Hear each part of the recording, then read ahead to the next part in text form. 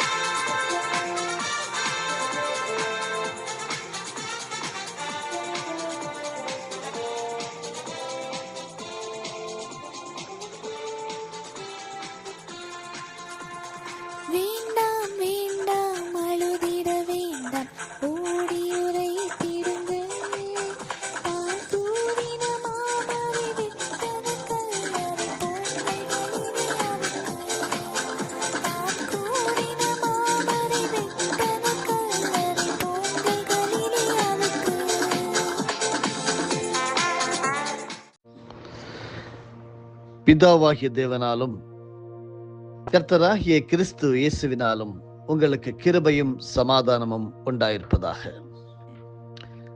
ஜெபிப்போமா.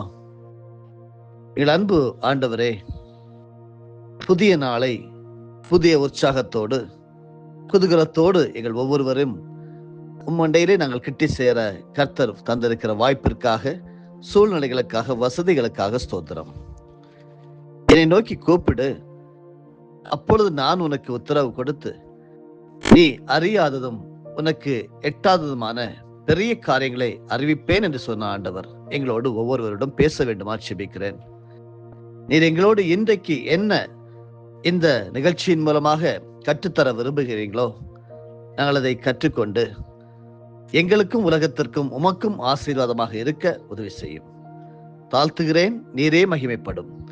இயேசு கிறிஸ்துவின் மூலமே ஜெயம் எடுக்கிறோம் நல்ல பிதாவே, ஆமேன்.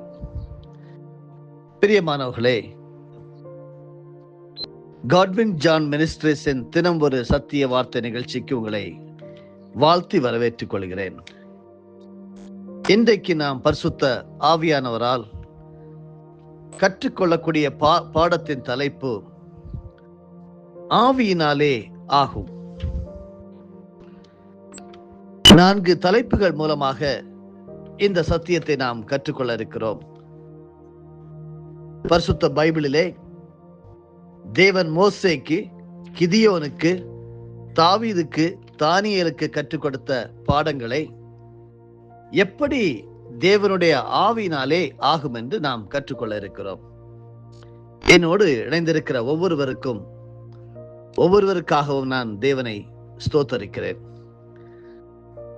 பழைய ஏற்பாட்டின் புத்தகமாகிய சகரியா 4வது அதிகாரம் வசனம் 6-7 சொல்லுகிறது,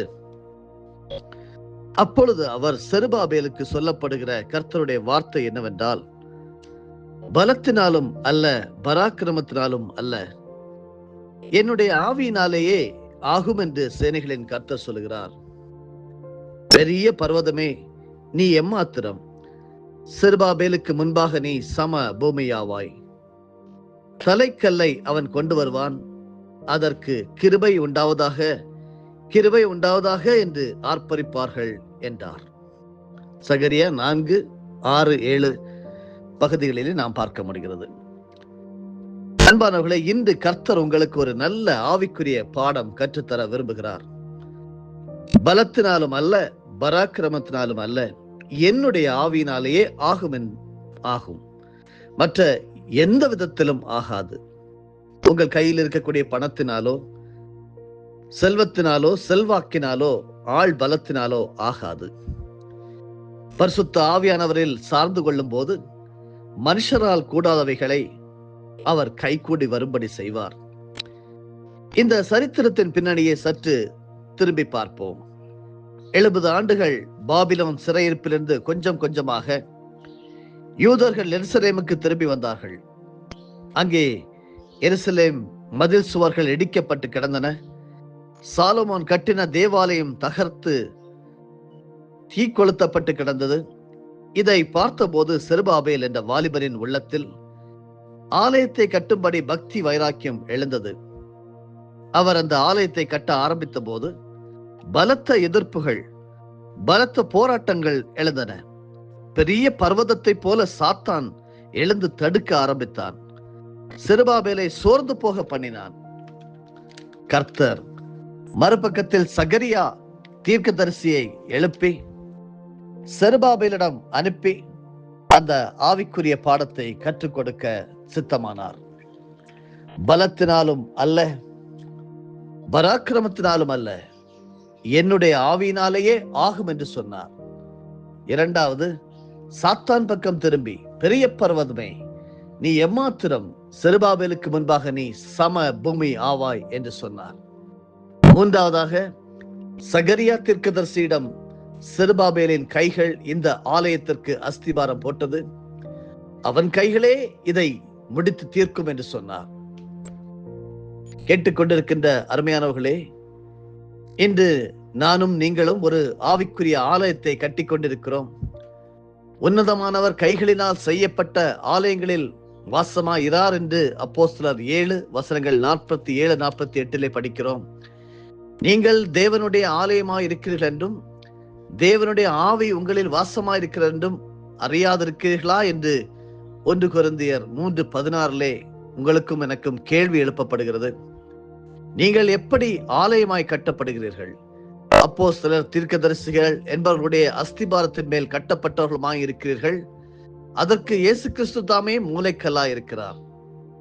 அவர் மேல் நீங்களும் நானும் ஆவியினாலே தேவனுடைய வாசஸ்தலமாய் கட்டப்பட்டு கூட்டி கட்டப்பட்டு வருகிறோம் என்று எபேசியர் 2 வசனங்கள் 20, 21, 22 படிக்க முடிகிறது. எப்பொழுது உங்களுடைய வாழ்க்கையை பரிசுத்தமாய் கர்த்தருடைய ஆலயமாய் தேவனுடைய வாசஸ்தலமாய் கட்ட எண்ணுகிறீர்களோ அப்பொழுது நிச்சயமாகவே சாத்தான் உங்களை எதிர்க்கக்கூடும். வானத்தின் பொல்லாத ஆவிகள் நிச்சயமாகவே உங்களுக்கு விரோதமாய் போரிடக்கூடும். அதே நேரத்தில் கர்த்தர் உங்களோடு இருக்கிறார். தேவதூதர்கள் உங்களோடு இருந்து உங்களுக்கு உதவி செய்கிறார்கள். சத்துரு வெள்ளம் போல வரும்போது ஆவியானவர் உங்களுக்காக கொடியேற்றுவார் என்று ஏசாயா 59 வசனம் 19 தந்திருக்கக்கூடிய வாக்கு தத்தத்தை மறவாதிருங்கள். உங்களுக்கு அவர் பயமுள்ள ஆவியை கொடாமல் பலமும் அன்பும் தெளிந்த புத்தியும் உள்ள ஆவியையே கொடுத்திருக்கிறார் என்று 2 தீமோத்தேயு 1:7 மூலமாக நாம் படிக்க முடிகிறது. முதலாவதாக மோசேக்கு தேவன் கற்றுக் கொடுத்த பாடத்தை தியானிப்போம்.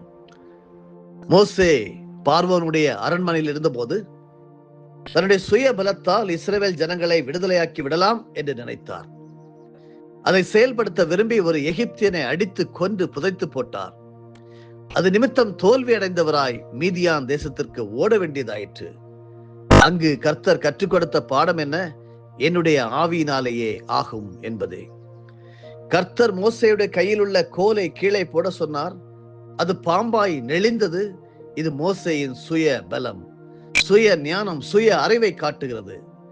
அவையெல்லாம் சர்ப்பமாகிய பிசாசின் வல்லமையால் உண்டானது. சர்ப்பத்தின் தலையை நசுக்கின கர்த்தர் மோசேயை வாளை பிடிக்க சொன்னார். அதன் வாளை பிடித்த போது அந்த கோல் தேவனுடைய கோலாயிற்று. மோசே தன்னுடைய சுய பலத்தை சாராமல், பராக்கிரமத்தை சாராமல் ஆவியானவரை சார்ந்து கொண்ட போது கர்த்தர் மோசேயை நோக்கி, பார், உன்னை நான் பார்வோனுக்கு தேவனாக்கினேன் என்றார். யாத்திராகமம் 7 முதல் வசனத்திலே நாம் படிக்க முடிகிறது. மோசே பெரிய யுத்தங்கள் ஒன்றும் நடத்தவில்லை. கையிலே மேய்ப்பனின் கோலை பிடித்துக் கொண்டார். பஸ்கா ஆட்டுக்குட்டியின் இரத்தத்தை நிலைக்கால்களிலே பூசினார். பெரிய விடுதலை உண்டாயிற்று. இஸ்ரவேல் ஜனங்கள் எகிப்திலிருந்து புறப்பட்ட போது சிவந்த சமுத்திரம் பெரிய பர்வதம் போல காட்சியளித்தது. எப்படி கடப்போம் என்று இஸ்ரவேலர்கள் பயந்தார்கள். பின்னாக பார்வோனுடைய முழு இராணுவமும் பின்தொடர்ந்து கொண்டு வந்தது. என்ன செய்வது? ஆவியானவராலே சிவந்த சமுத்திரம் இரண்டாய் பிளந்தது. இஸ்ரவேலர் சுகபத்திரமாய் கடந்தார்கள். ஆனால் கர்த்தர் பார்வோனையும் அவனுடைய சேனைகளையும் சிவந்த சமுத்திரத்திலே தள்ளி போட்டார். இதில் இஸ்ரவேலரோ மோசேயோ செய்தது ஒன்றுமில்லை. ஆவியானவராலேயே எல்லாம் நடந்தது. அன்பானவர்களே, இன்று பெரிய பர்வதம் போல உங்களுக்கு எதிராக இருக்கிற போராட்டம் என்னென்ன? பிரச்சனைகள் ஏது? வேலையில்லாத திண்டாட்டமா? பாவத்திலே உழலும் கணவனா, மனைவியா, பிள்ளைகளா, கீழ்ப்படியாமையின் பிள்ளைகளா, கடன் பிரச்சனைகளா? நீங்கள் 100க்கு 100 ஒப்பு கொடுத்து கர்த்தரில் சார்ந்து கொள்ளுங்கள். சங்கீதம் 52:55-22 கர்த்தர் மேல் உன் பாரத்தை வைத்துவிடு, அவர் உன்னை ஆதரிப்பார், நீதிமானை ஒருபோதும் தள்ளாட ஒட்டார் என்று எழுதப்பட்டிருக்கிறது அல்லவா? 1 பேதுரு 5:7 அவர் உங்களை விசாரிக்கிறவரானபடியால் உங்கள் கவலைகளை எல்லாம் அவர் மேல் வைத்து விடுங்கள், ஆவியினாலேயே ஆகும். இரண்டாவதாக பரிசுத்த பைபிளிலே கிதியோனுக்கு தேவன் கற்றுக் கொடுத்த பாடம் என்ன? கிதியோன் என்கிற வாலிபனின் நாட்களிலே இஸ்ரவேலர் மீதியானியரால் மிக மிக நெருக்கப்பட்டார்கள். பயந்து கொண்டு தானியத்தை ஆலையின் அருகே போரடித்துக் கொண்டிருந்த கிதியோனுக்கு கர்த்தர் அந்த பாடத்தை கற்றுக் கொடுக்க சித்தமானார். ஜட்ஜஸ், நியாயாதிபதிகளின் புஸ்தகம் 6வது அதிகாரம் வசனம் 12 இந்த கிதியோனை பார்த்து பயந்து நொடுங்கி போயிருந்த கிதியோனை பார்த்துதான் சொல்கிறார், பராக்கிரமசாலியே, கர்த்தர் உன்னோட இருக்கிறார் என்று பேசினார், திடப்படுத்தினார், ஆவியானவர்கள் சார்ந்து கொள்ளும்படி உற்சாகப்படுத்தினார். அதை தொடர்ந்து நடந்தது என்ன? இஸ்ரவேலருக்கு விரோதமாக யுத்தத்திற்காக பெரிய பர்வதம் போன்று ஏராளமான வீரர்கள் படையெடுத்து வந்தார்கள். நியாயாதிபதிகள் 7வது அதிகாரம் வசனம் 12 சொல்லுகிறது, மீதியானியரும் அமலேக்கியரும் சகல கிழக்கத்தி புத்திரரும் வெட்டுக்கிளிகளைப் போல திரளாய் பள்ளத்தாக்கிலே படுத்து கிடந்தார்கள்.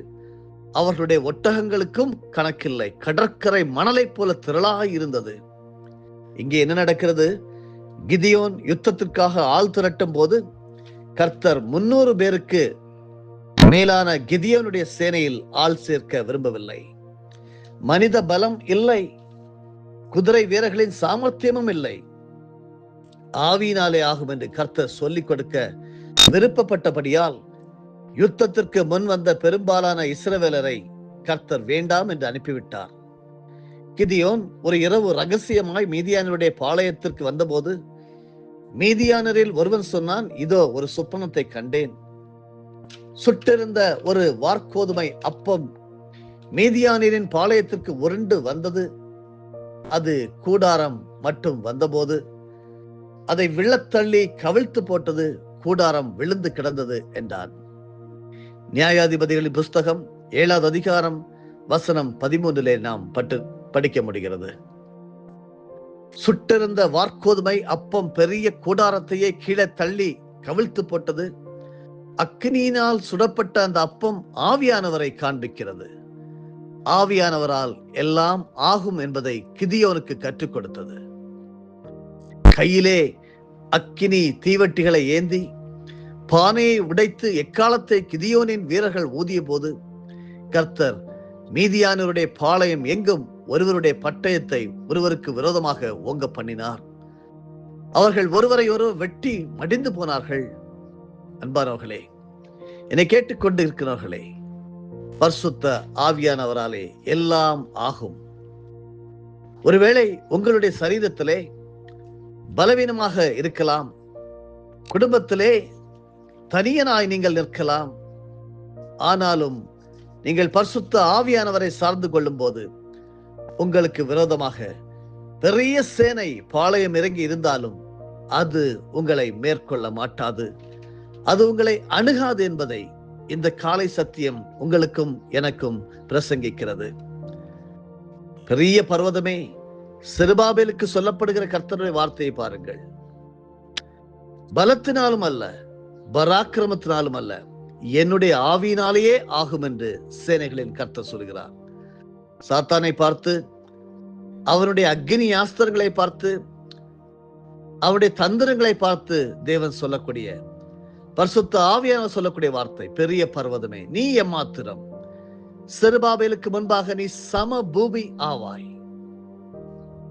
தலைக்கல்லை அவன் கொண்டு வருவான். ஒரு நபர் மூலமாக செருபாபேல் என்கிற அந்த வாலிபரின் உள்ளத்திலே ஆலயத்தை கட்டும்படி பக்தி வைராக்கியம் எழுந்தபோது பல எதிர்ப்புகள், பல போராட்டங்கள், பெரிய பர்வதத்தை போல சாத்தானும் கூட தடுக்க ஆரம்பித்தான், சோர்ந்து போக பண்ணினான். ஒருவேளை நீங்களும் கூட கர்த்தருக்காக எதையாவது செய்ய வேண்டும் என்று சொல்லி நீங்கள் நினைக்கும் போது இப்படிப்பட்ட சூழ்நிலைகளிலே நீங்கள் இருக்கலாம்.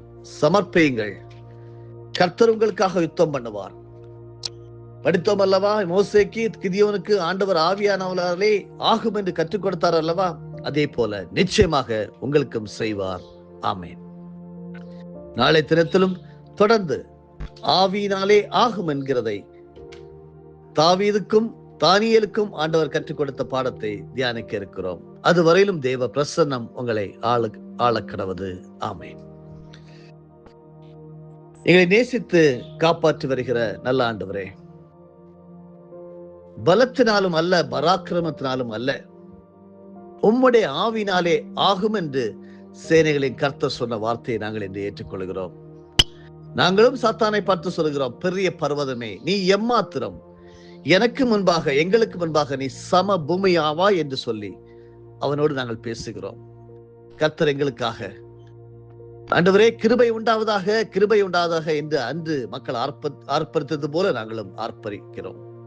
வெற்றி கொண்டாட்டம் முழக்கமிடுகிறோம். எங்களுக்கு வெற்றியின் வாழ்க்கை தருவதற்காக ஸ்தோத்திரம். எங்களோடு இருந்ததை செய்ய போகிறீர். நன்றி. இயேசுவின் மூலமே பிதாவே, ஆமென். என் ஆத்துமாவே கர்த்தரை ஸ்தோத்தரி, என் முழு உள்ளமே அவருடைய பரிசுத்த நாமத்தை ஸ்தோத்தரி. என் ஆத்துமாவே கர்த்தரை ஸ்தோத்தரி, கர்த்தர் செய்த சகல உபகாரங்களையும் மறவாதே. ஆமென்.